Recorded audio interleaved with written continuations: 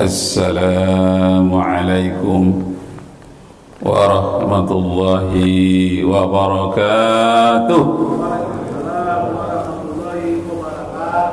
Syukur alhamdulillah, kita persembahkan kehadirat Allah Subhanahu wa taala, salawat dan salam kepada junjungan alam Nabi kita Muhammad sallallahu alaihi wasallam.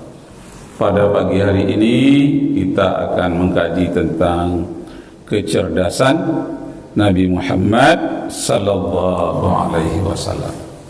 Jadi Rasulullah itu orangnya sangat cerdas. Bapak Ibu kaum muslimin yang berbahagia, pada satu kali ada seorang tetangga mirip anak yang baru lahir itu dengan dirinya, padahal tidak ada hubungan apa-apa, cuma mirip. Lalu marahlah ayah kandung dari anak tadi, kok ada tetangga yang mengaku anaknya, padahal dia tidak ada hubungan apa-apa, cuma mirip. Lalu akhirnya kasus itu sampai kepada Rasulullah, dan orang bertanya kepada Rasulullah, bagaimana menyelesaikan perkara ini? Anak tadi tidak mirip dengan ayah kandungnya, tapi mirip dengan tetangganya. Tetangga itu mengaku pula itu anak dia, padahal tidak ada hubungannya, pacaran pun tidak, kenal jauh saja, tapi dia mengaku itu anaknya karena mirip dengan dia. Bagaimana cerdasnya Rasulullah sallallahu alaihi wasallam menghadapi persoalan seperti itu. Nah, kesimpulannya kata Rasulullah, anak itu adalah milik orang yang punya tikar, milik orang yang punya hamparan. Maksudnya milik dari orang yang menafkahinya. Nah, akhirnya yang laki-laki yang mengaku itu sebagai anaknya, akhirnya dia tersudut dan ujung-ujungnya dia mengakui, iya katanya, saya sudah lama ingin punya anak tapi tidak punya anak. Tahu-tahu lahir anak tetangga mirip dengan saya akui saja itu sebagai anak saya, padahal bukan. Nah, betapa cerdasnya Rasulullah menetapkan satu kata, bahwa anak yang lahir itu adalah milik yang punya tikar, yang punya hamparan. Jadi disebut dengan firas. Nah, katanya lil firas, anak itu adalah milik orang yang setikar, sehamparan dengan dia, yang menafkahi dia. Begitu cerdasnya Rasulullah memutuskan perkara dengan satu kata saja, bagi anak itu adalah pemilik hamparan. Yang kedua, kecerdasan Rasulullah itu, cerdasnya Rasulullah itu apa dalam bahasa Arabnya, Bu? Nabi kan punya 4 sifat. Sifat yang keempat namanya fatonah. Fatonah itu artinya cerdas. Jadi Nabi Muhammad SAW itu orangnya sangat cerdas. Nah, pada satu kali Rasulullah meminjam gandum 1 karung kepada orang Yahudi. Sampai kapan ya Rasulullah? Sampai hari Ahad pukul 12. Pinjamnya hari Jumat sampai hari Ahad pukul 12. Nanti akan aku kembalikan. Nah, kebetulan pula hari Ahad jam 12 itu menjelang zuhur, setengah jam lagi, rapat Rasulullah belum selesai karena ada musuh yang mau mengganggu di perbatasan Madinah. Maka pada waktu itu terlambat Rasulullah membayar hutang 1 karung gandum. Datanglah orang Yahudi itu pukul 12. Setelah datang, Rasulullah sedang ramai dengan sahabatnya. Tahu-tahu datang orang Yahudi tadi memberi malu Rasulullah. Ya Muhammad, engkau ini katanya nabi, engkau ini katanya rasul, tapi tidak tepat janji. Umar bin Khattab mau marah dengan orang itu, mengatakan Nabi Muhammad itu tidak tepat janji. Tapi kata Rasulullah, tunggu dulu, nanti aku yang akan menyelesaikannya. Nah, akhirnya didesak terus oleh orang Yahudi ini, ditambah dengan kata-kata yang lain, membuat Rasulullah jadi malu. Tapi tenang saja Rasulullah. Setelah tenang, selesai rapat, ditutup, barulah Rasulullah mendekat kepada orang Yahudi itu tadi. Kata Rasulullah, apa tadi yang kau katakan padaku? Engkau tidak tepat janji, padahal engkau nabi, engkau rasul. Mana dia ganti sekarung gandum yang engkau pinjam kemarin 3 hari yang lalu? Kata Rasulullah, ini di sini ada gandumnya. Ini aku bayar hutang kepadamu. Dibayarlah oleh Rasulullah 1 karung gandum. Lalu dia langsung pergi. Tunggu dulu, kata Rasulullah. Apa? Yang pertama, aku dah bayar hutang pada kamu. Betul? Ya. Ini ada 1 karung lagi yang kedua. 1 karung dikasih lagi oleh Rasulullah. Ini untuk apa ini? Kata orang Yahudi itu. Ini adalah upah atau biaya disebabkan oleh karena keterlambatanku. Terlambat setengah jam, aku bayar kepadamu. Ini 1 karung. Wah, tersenyum orang Yahudi tadi. Sudah dapat 2 karung gandum. Dia mau pergi lagi, ditahan oleh Rasulullah. Jangan dulu, jangan pergi. Apa?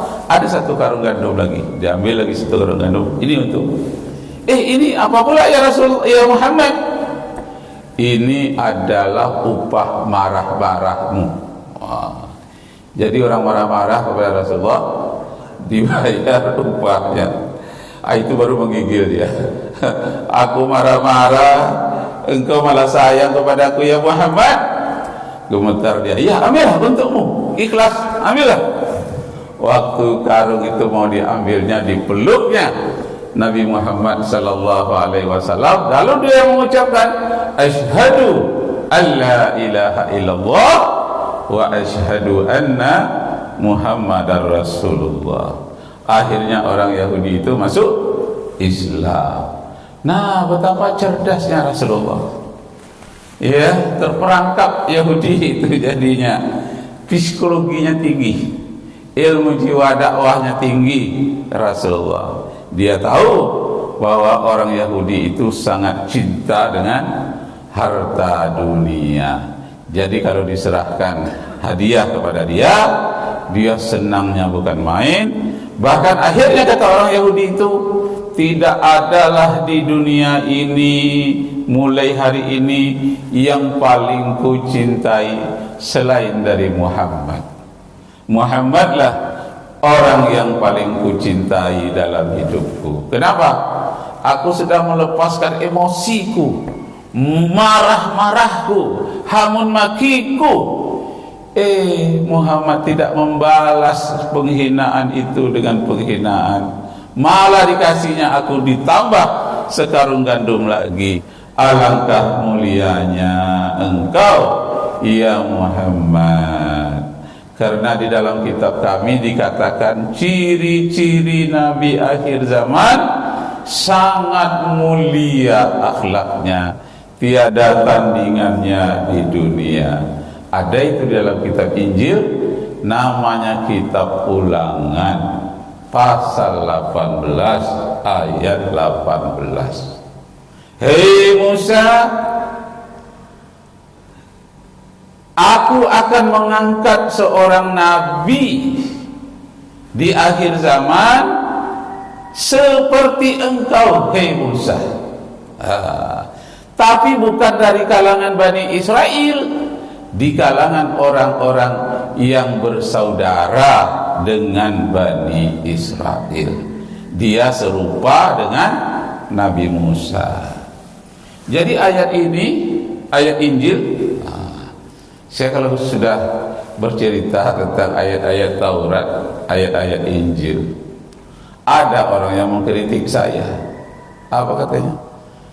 Ustaz itu apa yang dibaca itu? Komik yang dibaca itu katanya. Sekarang komik pernah jurusan saya ilmu perbandingan agama. Jadi ada agama Hindu yang saya hafal ayat-ayatnya dengan kitabnya, kitab Weda.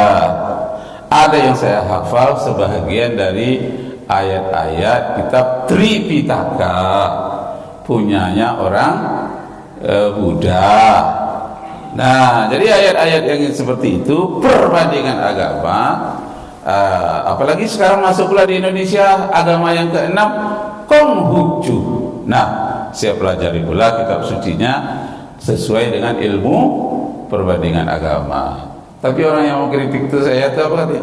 Komik dibaca di statusnya. Masa komik di ceramahnya kawah? Bukan komik, itu namanya religion komparatif, agama-agama perbandingan.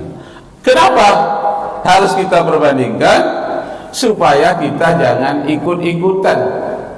Islam kita aja bukan karena ayah dan ibu kita, tapi karena kita dah pikirkan sendiri. Memang dari ayah dan ibu kita dah jelas, tapi setelah kita dewasa, adanya komparatif, perbandingan itu, kita beriman tidak lagi karena ayah dan ibu saja, tapi karena kesadaran diri kita sendiri. Berdasarkan ayat Al-Quran surat 17. Kok pakai 17? Itu nomor supaya mudah melacaknya. Surat 17 ayat 36. Surat yang ke-17 itu namanya surat Al-Isra, Bani Israel. La taqfu ma laysa laka bihi ilmun inna as-sam'a wal basara wal fuada kullu ulaika anhu mas'ula. Jangan kamu ikut-ikutan saja dalam agama ini, sekedar ikut-ikut saja tanpa ilmu. La taqfu ma laysa laka bihi ilmun. Jangan kamu ikut-ikut dalam agama ini, ikut-ikut saja tanpa ada ilmu. Kenapa? Inna sam'a, sesungguhnya pendengaran, wal basara, penglihatan, dan hatimu, wal fuada, apa bisikan hatimu, kullu ulaika anhu mas'ula. Semuanya itu akan diminta pertanggungjawaban oleh Allah Subhanahu wa ta'ala. Itu sebabnya orang-orang mu'allaf itu tangguh betul akidahnya, kuat. Kenapa? Dia sudah punya perbandingan, merasakan seperti Yahya Walodi, kuat sekali. Matikan sajalah aku ya Allah, katanya. Melihat seperti ini gaduhnya di dunia, orang-orang yang paling saya percaya justru berkhianat terhadap negara ini, katanya. Korupsi semakin banyak merajalela, orang-orang yang terhormat melakukannya. Aku sudah berdakwah kemana-mana, mendapat tantangan yang hebat, tapi aku terus ya Allah, kalaulah seperti ini tidak akan berguna diriku ini lagi bagi masyarakat Indonesia, cabut saja nyawaku ya Allah. Tidak lama dari itu meninggal dia ya. Matinya waktu apa?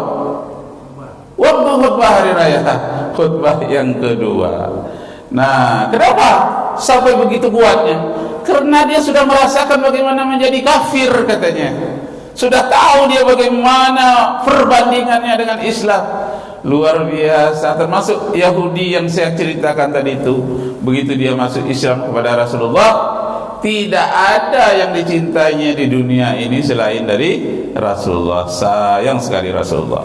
Jadi soal bayar hutang Rasulullah tadi itu hanya sebagai wasilah saja, sebagai penyebab saja. Nah, dengan kecerdasan Rasulullah terpautlah hatinya terhadap Islam. Sebelumnya sudah terpaut juga dia, tapi masih dia tutup-tutupi di dalam hatinya. Tapi telah ada kejadian tertentu dengan Rasulullah, timbullah yang dia sembunyikan selamanya itu, akhirnya kecintaannya kepada Rasulullah dalam rangka atiullah wa atiur rasul wa ulil amri minkum. Nah, jadi kembali kita pada ayat tadi, surat Al-Isra ayat 36. La taqfu ma laysa laka bihi ilmun inna sam'a wal basara wal fuada kullu ulaika anhu mas'ula.